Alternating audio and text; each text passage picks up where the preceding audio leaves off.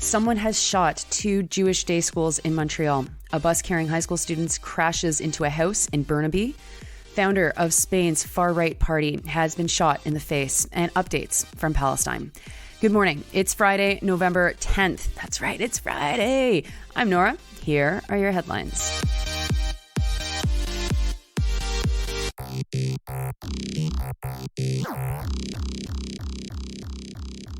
We start this morning in Montreal. Bullets were fired at 2 Jewish schools in that city overnight on Wednesday. One bullet hole was found at the front of the school of the United Talmud Torahs of Montreal, Incorporated. It's both in an elementary school and a high school. Not long after, another bullet hole was found, but this time on the door of Yeshiva Gedola. The 2 schools are about 10 minutes drive away from one another. There have not been any arrests yet made. CTV News' Joe LaFaro quoted Mayor Valérie Plante, who said this about the perpetrators in a press conference, quote, "You will answer for your actions. This is not who we are here in Montreal. We will not accept it." It might be a good time to remind Plante that sadly, Montreal is an important nexus of the far right. Its linguistic diversity and its location as a hub between the United States and France has meant that many high-profile far-right personalities have found themselves in Montreal. And anti-fascists have been sniffing these guys out for a long time. The police say that they've investigated 73 hate-motivated incidents targeting Jewish Montrealers since October 7th. They have investigated 25 hate-motivated incidents targeting, quote, Arab Muslim, unquote, communities. I say it like that just because that's how it's written in CTV News. There have been, quote unquote, some arrests, say the Service Police La Ville Montréal, but they have not released any more details and certainly not names. Now, here is how Trudeau responded. And before I read it, I remind you of 2 things. First, he has refused to support a ceasefire and is part of the small number of nations on this planet that seem to be prepared to support whatever Israel does, no matter how violent and how many people die. The second thing is that since hate crimes have been rising in Canada, Trudeau's response has been consistently insufficient. It's rich that this guy has an opinion at all on hate incidents when he's so implicated in the violence in the Middle East, by proxy, implicates us too, and considering how little he's done as prime minister to fight these forces. But anyway, here he is. Quote, "Right now, while this conflict and crisis rages in the Middle East, Canadians have an opportunity and therefore a responsibility to look to be there for each other, not to necessarily agree. Our diversity includes a diversity of perspectives and opinions, but not to hate with threats of violence or actual violence against someone you disagree with, no matter how strongly felt your fears or convictions are. It doesn't give you the right to do what we saw yesterday at Concordia, which, pause, what happened at Concordia, I'll be reporting on that myself because, of course, the story is not as it has come out in especially a lot of far-right media. But I'll continue. Quote, or the shots fired at Jewish schools today in Montreal. These are not who we are. And if anywhere in the world is going to start building the kinds of understandings that we're going to need to see peaceful resolution in the Middle East, to see eventually a viable, safe Palestinian state alongside a safe Jewish state, it starts in a place like Canada. And for people to be lashing out at each other, that's forgetting who we are, and it's forgetting the very values that are most necessary in this time, unquote.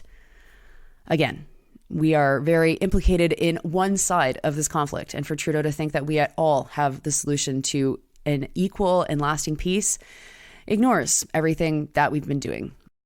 Next to Burnaby and more bus accident news. A school bus crashed into someone's house on Thursday morning.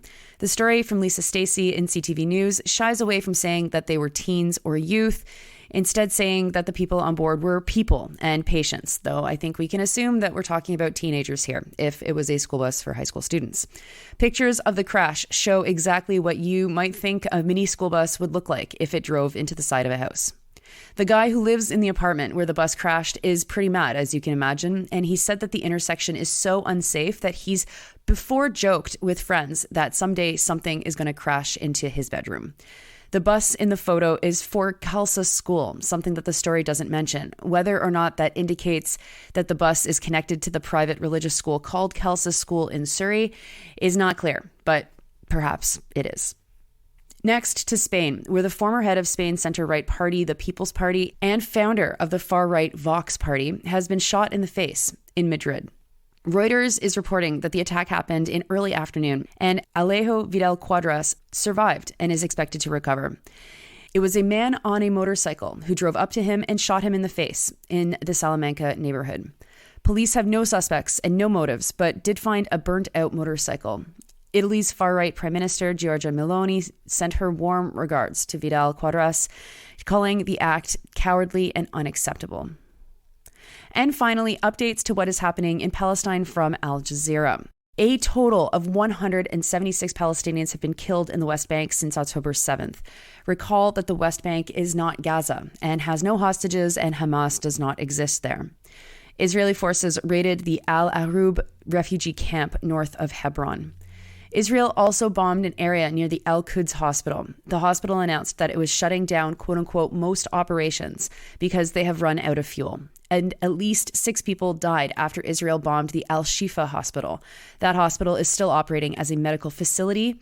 It's Gaza's largest, but it also is housing thousands of Palestinians who are sheltering after having fled from their homes. In the past 24 hours, the UN says that 243 Palestinians have been killed in Gaza. Now to other regions impacted by the violence. Israel said that it has attacked Syria to retaliate for a drone that hit a school in the Israeli city of Eilat. It caused quote-unquote light damage. Israel has been bombing Syria pretty consistently over the past couple of years, but it is rare for them to announce or take responsibility for something like that. So that's notable that it had said it has attacked Syria. Now over to Yemen, where Houthi fighters have been attacking Israel with drones. In the midst of these attacks, there is an internet access outage across all of Yemen. The internet has collapsed without explanation. It has impacted YemenNet, which the Houthis operate. Those are your headlines for Friday, November 10th. I'm Nora. I hope you have a wonderful weekend. I hope you do something relaxing. I don't think I'm going to be. I'm going to be in protest mode nonstop, trying to save the tramway of Quebec City. Maybe I'll talk about that next week. Anyway, you're listening to this podcast at sandynora.com, on the Real News Network podcast feed, or anywhere you get your podcasts. Stay cool out there, or stay warm, and I'll talk to you on the other side of the weekend.